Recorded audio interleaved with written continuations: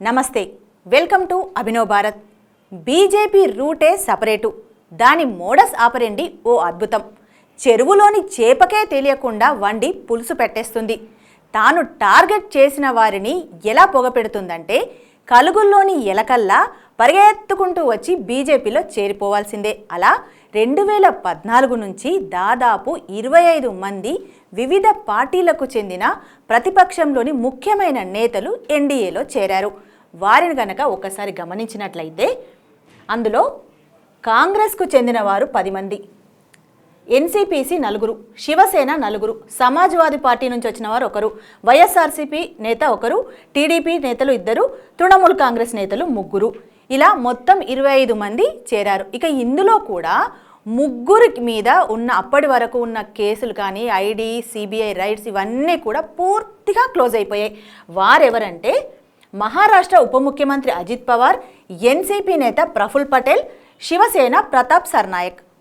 ఇక మిగతా 20 మందిలో అంటే 22 మందిలో ఇంకొంతమంది మీద కేసులు ఓపెన్లో ఉన్నాయి, కానీ ఎలాంటి రైట్స్ కానీ ఛార్జ్షీట్ కానీ క్వశ్చనింగ్ కానీ ఏమీ జరగదు వాళ్ళ మీద. అంటే అలా స్తబ్దంగా ఉండిపోతాయి. ఒకవేళ వీళ్ళు కనుక మళ్ళీ వేరే పార్టీలో చేరినట్లయితే మళ్ళీ అట్లా కేసులని ఓపెన్ చేసి, ఓపెన్లో ఉన్నాయి కాబట్టి మళ్ళీ కేసులు అవన్నీ మొదలవుతాయి. మళ్ళీ వీళ్ళు బీజేపీలో చేరితే మళ్ళీ అవన్నీ అలా స్తబ్దంగా ఉండిపోతాయి.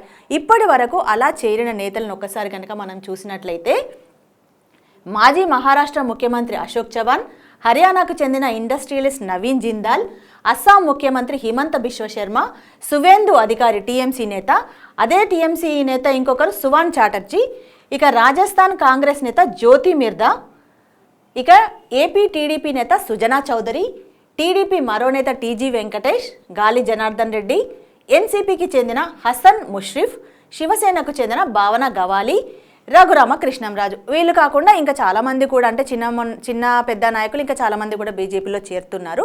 వీళ్ళ మీద ఉన్న కుంభకోణాలు కానివ్వండి, అవినీతి ఆరోపణలు కానివ్వండి, భూ కబ్జాలు కానివ్వండి అందరికీ తెలిసిన విషయమే.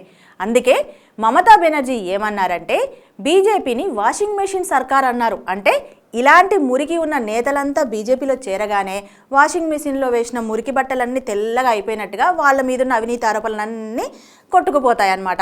ఇక్కడ చెప్పుకున్న వీళ్ళే కాదు, ఇంకా చాలామంది ఇలాంటి నేతలు కూడా అవినీతి, స్కామ్లు ఎలాంటి ఆరోపణలు వచ్చినా హాయిగా ఏమాత్రం కంగారు పడకుండా కమలాలను పట్టుకొని స్వాతి ముత్యాలుగా మారాలని చూస్తున్నారట. నాయకులారా, మీ పనితనం మీ అధినాయకులకు తెలియజేయాలనుకుంటున్నారు. ప్రజలారా, మీ సమస్యలను మీ నాయకులకు తెలియజేయాలనుకుంటున్నారు. ప్రజా సమస్యల పరిష్కార వేదిక మీ అభినవ్ భారత్.